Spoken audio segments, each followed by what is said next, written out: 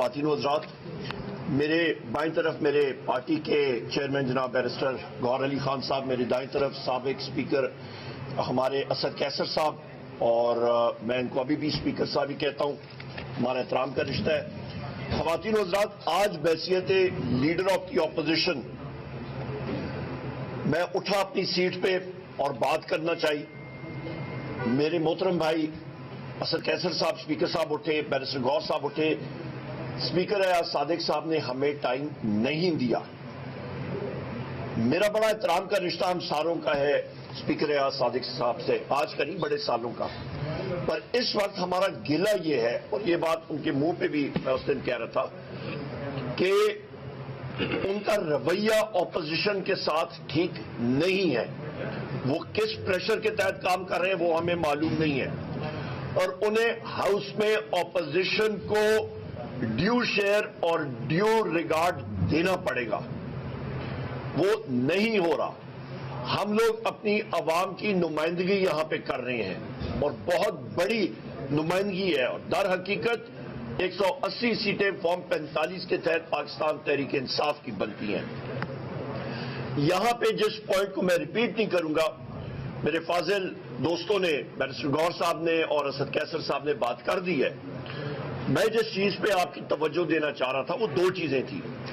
Number ایک، ہمارے صوبے کی خیبر پختونخوا کے واجبات بنتے ہیں۔ کل میں نے فلور آف دا ہاؤس پہ بھی بات کی، اور اس بجٹ کی کتاب میں یہاں پہ واضح لکھا ہوا ہے کہ اس حکومت نے جو ڈیوز رکھے ہوئے ہیں، کہ یہ ڈیوز جو ہیں یہ آپ کا پروونشل سرپلس 1217 ارب روپے صوبوں کے جو بجٹ آئیں گے وہ سرپلس ہوگا، اور وہ چاروں کے چاروں صوبوں کے میں نے ڈیوز آپ کو بتائے۔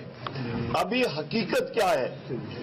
وہاں پہ وہ ہمیں کہہ رہے ہیں کہ جی آپ سرپلس دکھائیں کہ آئی ایم ایف کے سامنے، اور اب کا خسارہ ہم نے کم کرنا ہے۔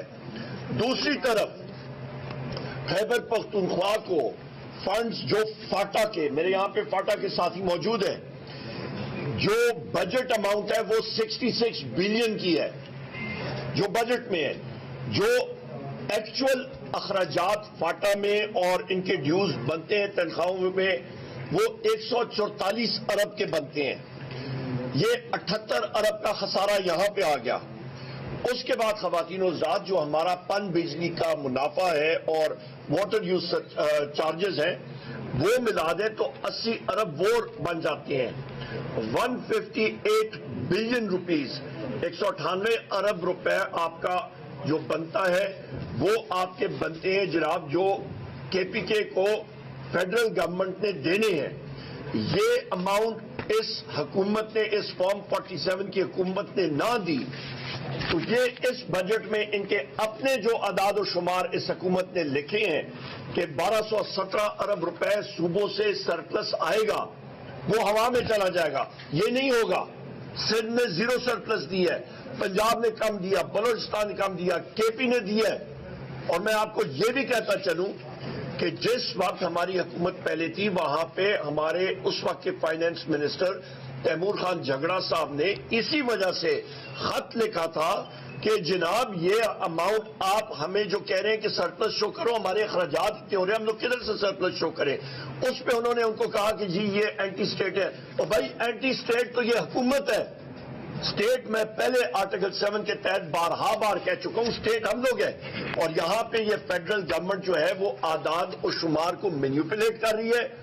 یہ بجٹ ایک بوگس بجٹ ہے۔ یہ بجٹ ایک اکنامک ہٹمین نے تیار کیا ہے۔ یہ بجٹ اقتصادی دہشت گردی کا بجٹ ہے، اور یہ بجٹ پاکستان کے عوام کو لیڈر عمر ایوب، بیرسٹر گوہر